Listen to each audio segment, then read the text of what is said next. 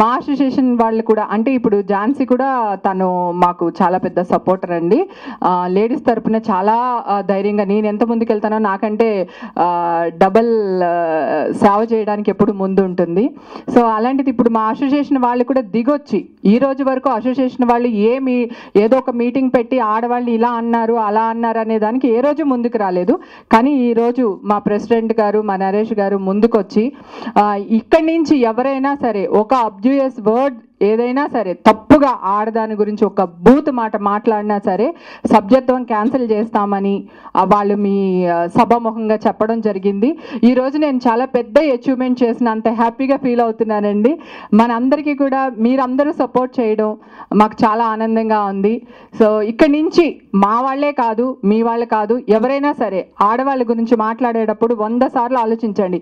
మన అమ్మ గురించి రాసేటప్పుడు ఇట్లానే రాస్తామా, లేదా మన అమ్మ గురించి మాట్లాడేటప్పుడు ఇట్లానే రాస్తామా, ఇట్లానే మాట్లాడతామా, అలాగే నా చెల్లి గురించి నా భార్య గురించి ఇట్లానే మాట్లాడతామా అనేది ఒక్కసారి వెబ్ మీడియా సోషల్ మీడియా వాళ్ళు కూడా ఒకసారి ఆలోచించి రాయమని దయచేసి ప్రార్థిస్తున్నానండి. ఇక్కడి నుంచి అలా కాని పక్షంలో మా వెనకాల ఉంది మా అసోసియేషన్ ఏమంటారు మహిళా మండలి సభ్యులందరూ మా వెనకాల ఉన్నారు.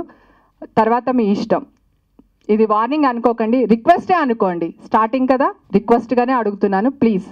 అలాగే ఎవ్వరూ కూడా ఆడవాళ్ళ గురించి పిచ్చి మాటలు మాట్లాడకండి. గతంలో చాలా జరిగినాయి, ఇక మీదటి జరగకుండా చూసుకోవాలని మనస్ఫూర్తిగా కోరుకుంటున్నాను. Thank you ladies. నాకు ఈవేళ ఒక పెద్ద అచీవ్మెంట్ చేసినట్టుగా ఉంది. నేనే ఒక ఆస్కర్ అవార్డు అయితే ఎలా ఉంటుంది, నేనే ఒక సీఎం అయిపోతే ఎలా ఉంటుంది అన్నంత ఆనందంగా ఉంది నాకు. మీరందరూ మా అసోసియేషన్ వచ్చి మీకు క్షమాపణ చెప్పిందంటే ఇండస్ట్రీ మొత్తం వచ్చి మీకు క్షమాపణ చెప్పినట్టే కదా. సో దయచేసి పెద్ద మనసుతో బాబాయ్ మీద కేసు వాపస్ తీసుకోండి ప్లీజ్. మనందరం కలిసి పోరాడదాం. మీకు ఎప్పుడు ఏ సహాయం కావాలన్నా కూడా, అంటే నాకు సహాయం కావాలన్నా మీరు రండి, మీకు ఏదన్నా ఎవరైనా లేడీస్ సహాయం చేద్దామంటే కూడా నన్ను పిలవండి, నేను వస్తాను. Thank you so much ladies.